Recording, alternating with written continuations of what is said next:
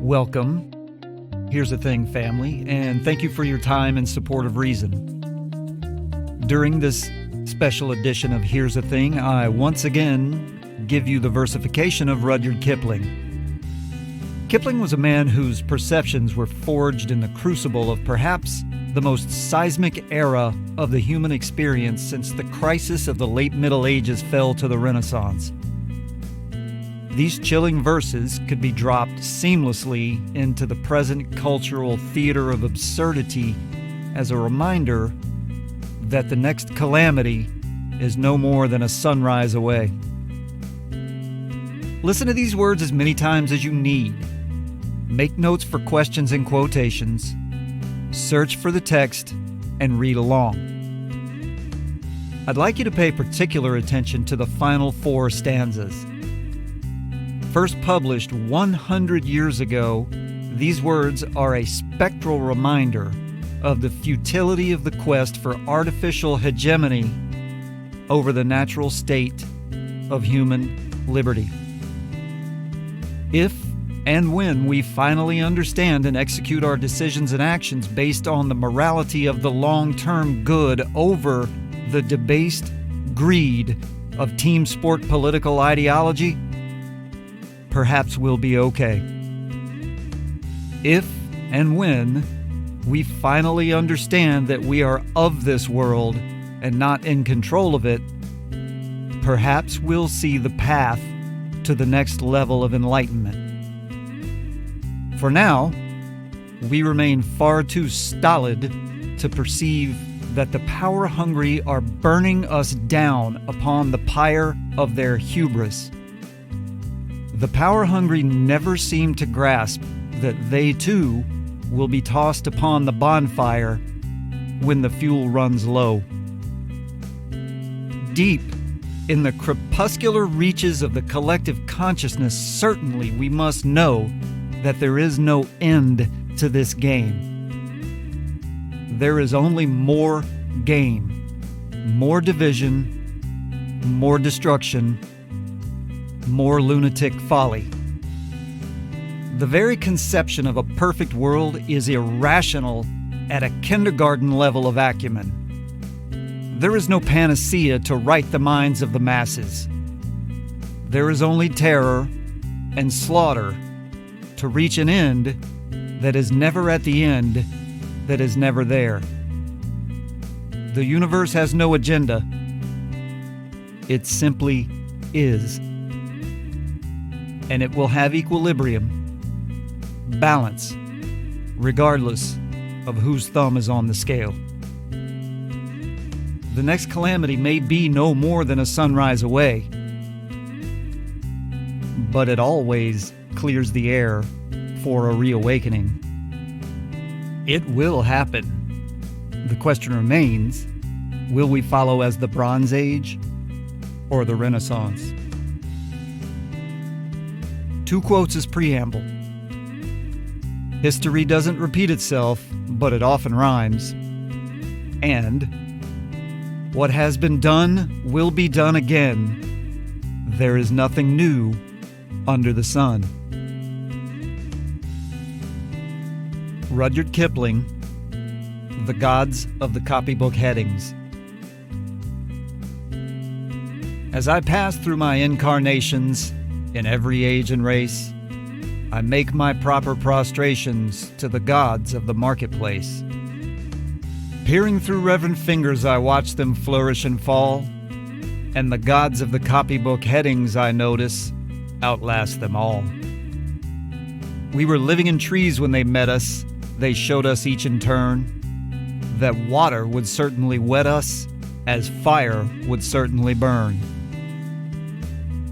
But we found them lacking in uplift, vision, and breadth of mind.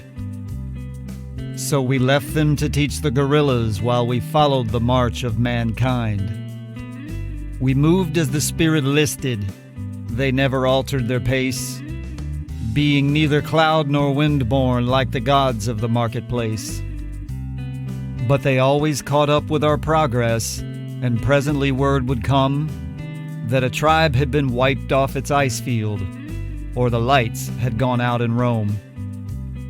With the hopes that our world is built on, they were utterly out of touch. They denied that the moon was Stilton.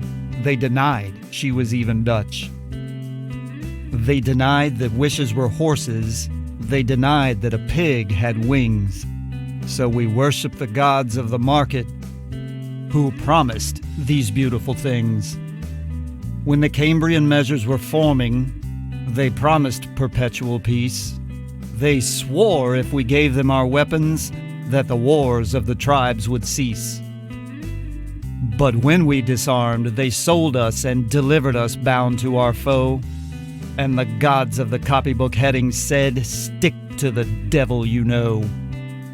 On the first Feminian sandstones, we were promised the fuller life, which started by loving our neighbor and ended by loving his wife.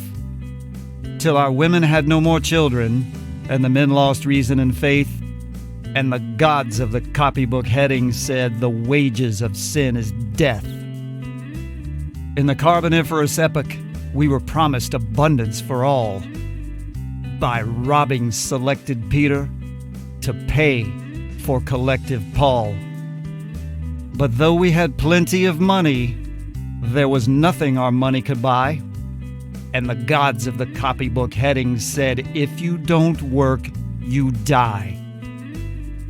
Then the gods of the market tumbled, and their smooth-tongued wizards withdrew, and the hearts of the meanest were humbled, and began to believe it was true. That all is not gold that glitters, and 2 and 2 make 4, and the gods of the copybook headings limped up to explain it once more. As it will be in the future, it was at the birth of man. There are only 4 things certain since social progress began: that the dog returns to his vomit, and the sow returns to her mire, and the burnt fool's bandaged finger goes wobbling back to the fire. And that after this is accomplished, and the brave new world begins, when all men are paid for existing, and no man must pay for his sins. As surely as water will wet us, as surely as fire will burn, the gods of the copybook headings with terror and slaughter return. And that is enough to ponder for now. Once again, I charge you with the mission of upholding human decency. Never scabbard your sword in the face of a righteous battle. Wolves, sheep, sheepdogs, and turd weasels, ladies and gentlemen, understand. Here's the Thing can be found on the Podbean app. Here's the Thing at podbean.com, iTunes, Apple Podcasts, Google Podcasts, TuneIn, iHeartRadio, Spotify, and lots of other places in the podcast universe. Search everywhere for Here's the Thing. Please subscribe, rate, and review. Your active support is critical, so click that button. It only takes a moment to make a difference. Become a patron and donate to the cause by following the show link to patron.podbean.com/Here's a Thing, or by clicking the little $sign or the Become a Patron button on the Here's the Thing episode page of your Podbean app. Many thanks to our patrons. Keep toting the flag up the hill. Whatever you're about to do, get after it 100% or don't bother. You owe that to yourself, because integrity matters. If you can't be anything else today, be authentic. It'll pay off.